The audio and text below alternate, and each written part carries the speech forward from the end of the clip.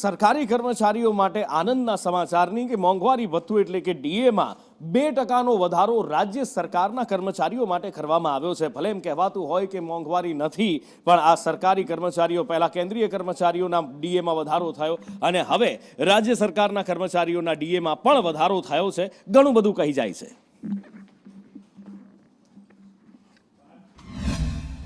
2 April 2025ના રોજ કેન્દ્રીય કર્મચારીઓ માટે 2% ડીએનએસ એલાઉન્સ એટલે કે ડીએનો જે વધારો કર્યો એ રાજ્ય સરકારે તાત્કાલિક 15 દિવસની અંદર 15 પણ નહીં 12 થી 13 દિવસની અંદર એ રાજ્યના કર્મચારીઓને આપવાનો પણ નિર્ણય કર્યો છે।